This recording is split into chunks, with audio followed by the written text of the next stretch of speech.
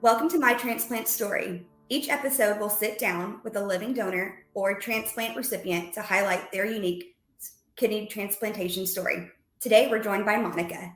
Hi, Monica. How are you? Hello, how are you? I'm good. Good. How's life? How's the weather? What's going on? Life is great. I'm actually sitting in Dallas, Texas today, waiting for the heat to get up to 106, but life is good. Good. Good. So, tell me a little bit about yourself. Sure. Again, my name is Monica Davey. I am a resident of Washington, D.C. I work in Dallas, Texas, so I commute back and forth. Been married for 26 years. I have three children who are currently 21, 22, and 23. And my 22-year-old son is the nexus of my transplant story. Oh, how fun! How many? You said you have three kids. I have three kids, yes. Oh, and I'm sure they are your blessing, your world. They absolutely are. Nina is our youngest. She's 21. She's a rising junior at University of Miami. Caleb, who is our miracle child in transplant story, is a rising senior at George Mason University. And then my oldest, Naomi, graduated from Harvard in 2022. She has moved back to DC and she is an environmental consulting. My husband is a teacher. He teaches at a DC public charter school and he runs a STEM lab. And I am a chief diversity officer, which is what I do. I like to call myself a recovering lawyer. I used to practice employment law, and now I do diversity work for a company called Recipient that is headquartered in Dallas, Texas. That is awesome. Awesome. So tell me a little bit about Caleb and his story. Sure. So, my husband and I, we had one daughter. My oldest daughter, Naomi, was born in 2000. Shortly after her turning one, we decided we wanted to have a second child. Got pregnant easily, was no problem. But at the 20-week mark, when you go in to find out the gender of the child, and my husband and I hadn't discussed whether or not we were going to find out the gender for the second one, but I knew I wanted to find out. So I went to this appointment by myself. And anyone who's experienced that, when you go to the sonogram and they're looking around at your belly, you wait for that smile or that look of confidence from the doctor when they're doing that exam. And I didn't get that, right? And I knew I was supposed to get that, but it didn't happen. And they looked and looked and looked. And the technician said, I need to bring in someone else. They brought in someone else. They looked and looked and looked, still did not get that confident look. Brought in the third person. They looked, did not get the confident look. They told me I needed to get dressed and they needed to talk to me. And at that 20-week appointment, that's when they saw things were just not the way they were supposed to be with the fetus. They noticed later, and I'll be able to give more detail, but this is more in hindsight, there was an obstruction in the development of the fetus that caused fluid to back up and all what you call the plumbing, right, of the body. Mm-hmm. So the kidney, the bladder, and all of that. And it caused fluid to back up in the fetus, caused the kidneys not to be formed properly, or the bladder. The bladder was also distended. And his belly was also really distended. And at birth, he was diagnosed with something called prune belly syndrome. Wow. I will say, though, at 20 weeks, when they discovered all this, the recommendation to me was to terminate the pregnancy, that it did not look like the baby would survive, that the kidneys would be functional, and they recommended that I terminate the pregnancy. I made the choice because I had the choice that I could not do that. We were a family of faith that we just said, if it's God's will for him to live, he will live. And if it's not, he won't. But I'm just going to proceed with the pregnancy. So that was at 20 weeks. Around 29 weeks, so September of 2001, it was actually September the 11th, 2001. And that date should ring a bell for most of the listeners. Yes. I had an appointment to go into the hospital, and what they were going to do was they were going to try to drain the bladder to get some of the amniotic fluid out, because that's what was happening. He was not releasing the amniotic fluid. So September 11th, I'm sitting there watching the Today Show, watching the planes go into the towers. And I call the hospital and say, should I come in? And they say, absolutely not. So a couple of days passed. as the country is dealing with the tragedy of September 11th. I'd go in on September 14th, and they do the procedure, try to get some fluid out of the bladder, but the fluid then comes back in, and they tell me on September 15th that they just have to take the pregnancy. They have to go in and do an emergency C-section and remove the baby. So he was born on September 15th. We signed a do not resuscitate order on September 15th and said, if he's not meant to live, then he won't. At Children's Hospital, he was then transported to Children's Hospital in DC. We had an amazing team of nephrologists at Children's Hospital and urologists who at some point we decided we were going to do a life-saving procedure because our nephrologist said we just need to give him a fighting chance. And they performed a procedure to allow his bladder to be able to excrete externally. And that was a procedure that sort of saved his life. So that was September 15th. We knew then that his kidneys were not functioning. He lasted probably until March and April of 2002. That's when they decided he's going to need dialysis. So we started dialysis on this teeny little baby. And actually, the official dialysis started May of 2002. And we did dialysis from May of 2002 until March 31st of 2004. And that's when I was finally approved, and he grew large enough for him to receive my kidney. We actually did the transplant at Children's Hospital of Philadelphia because they were able to do the transplant on a smaller recipient. And for those of you who know this, your kidney is about the size of your fist, and your native kidneys are in your kind of your back area. But for him, for the transplant, they put the kidney in his belly. And because he had this condition called prune belly syndrome, his belly was extremely distended. He didn't have any abdominal muscles. They were able to put the kidney in the front of his belly, and the kidney took. So that was March 31st of 2004 when I donated my kidney to him. It was, as a mother, and I'm sure many donors feel this way, I was just focused on him. Right. It was a painful procedure what I went through because I had an open nephrectomy is what they call it. And the open nephrectomy that they did then, they had to do an open nephrectomy as opposed to a laparoscopic nephrectomy because he was so small and they couldn't afford for the kidney to swell any bigger, pulling it out of me. So that's why they had to do an open one for me.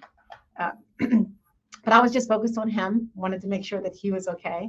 So I was probably in the hospital 3 or 4 days, insisted that I get out so I can go check on him. He was at Children's Hospital of Philadelphia. I was at UPenn, and we were probably there for a month, and the kidneys started singing right away, started working, and it lasted him for 7 years.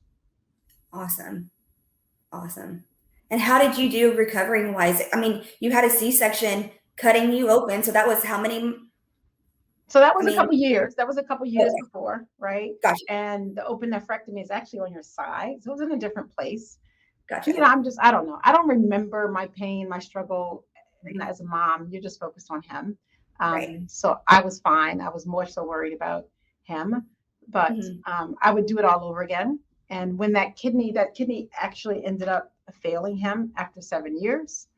And he had to start dialysis again. I would have done it all over again. If I had another kidney, I would have given him another one all over again. But he started developing something called donor-specific antibodies. Okay. Which is why he rejected my kidney. And so after 7 years, he had to start dialysis again. And we were doing peritoneal dialysis for a really long time. After that, he lost that first donated kidney. Gotcha. And has he had another one since? He has. So there's a great end to this story. So because he had those donor-specific antibodies, he was what we call a highly sensitized patient. You could test everybody in whatever buildings you and I both are sitting in right now, and no one was a match.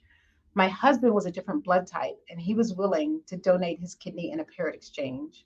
But it Oh, still wow. took a while to find that right kidney for my son, Caleb.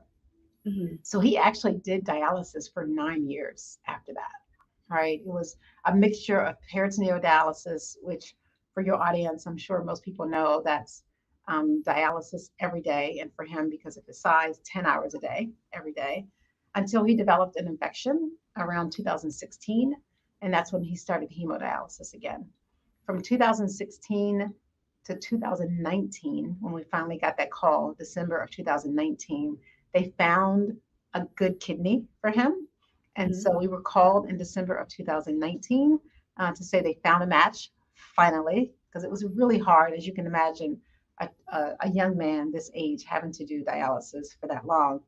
Um, but in January 16th of 2020 is when Caleb got the new kidney from an unknown donor. We still don't know who that donor is. They decided to remain anonymous.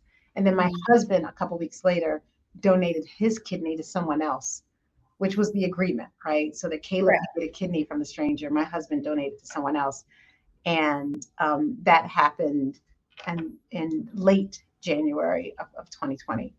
Um, we have all these like world events that happen around my son Caleb, right? So you had Yes. September 11th at his birth. Hmm. Now, fast forward to January 16th, 2020. He was a Hmm. senior in high school, thrilled that he was getting this kidney, Hmm. but um, not happy that he was going to have to spend the rest of the semester at home and not being able to be at school for his senior year. Right. So if you're following along in the story, January 2020, right? March, a couple months later, the whole world shuts down. So all Yep. of his classmates are home with him. So he doesn't really Hmm. miss anything from his senior Yeah. year. He can participate virtually with everyone else. But most importantly, because the world was shut down, we were home too, right? Yes. And anybody that has gone through transplant, you know that it's really important to keep a recipient away from germs, Right. right? And because no one in our house was going anywhere, it was a great incubation period for his Hmm. this new kidney, and it kept it really safe because we were all home, germ free, and he had a really great start to that second. And a great support system too. So y'all were able to be there. That's right. That's right. So it's now August 23. So he's 3 years in Hmm. to this second kidney, and he's doing really really well. Oh, if you could, if you've ever had, have you ever had anyone ask you if you could change something, or if you knew something about the transplant process? Is there anything that you could tell someone about it that they may not know that wants to donate their kidney? Yeah, I just wish that people would realize that, and I know it's hard to grasp the science of this, but we only need one kidney, Right. right? I think there's this gift that we were given from God that we all have two, and that unfortunately kidney disease is common. But the fortunate thing is that every human being on this earth is walking around with an extra one. So if I had three, I would donate the other one too, right? Yep. Because I've lived and realized that what happens is that that other kidney just takes over the functionality of the two kidneys that you had before. So I would Mhm. absolutely do it all over again. The precautions that I take is the precautions that anyone else should take. I eat healthy. I make sure I exercise. I drink lots of water to make sure I can Mhm. keep this one kidney I have really Right. healthy.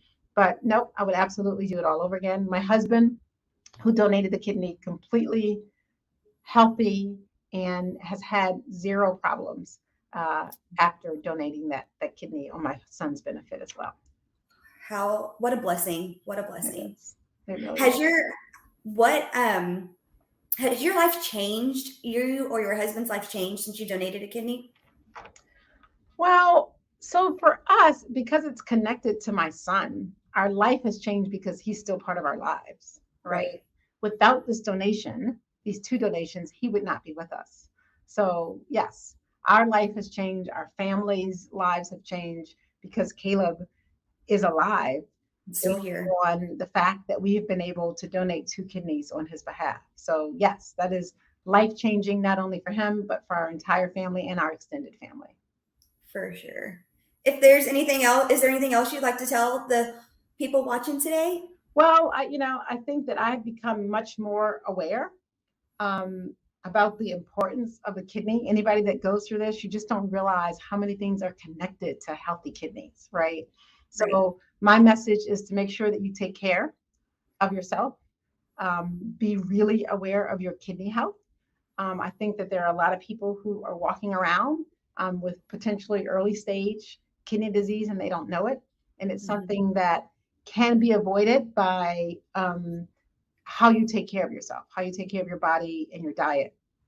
And my hope is that stories like these, the campaigns that the National Kidney Foundation does, that we will raise the level of awareness about the importance of kidney health and how early awareness, knowledge, and education can really save a lot of lives. Yes, ma'am. Yes, ma'am. Well, thank you so much, Monica, for speaking with me today. And thank you, Absolutely. everyone watching, for tuning in. If you have any questions on living donation, you can post them in the comments. If you would like to share your transplantation story with us, visit kidney.org/share your story. We might even contact you to be a feature on our upcoming episodes. On behalf of all of us at NKF, we wish you good health. Thank you, Monica. Thank you. Thank you so much.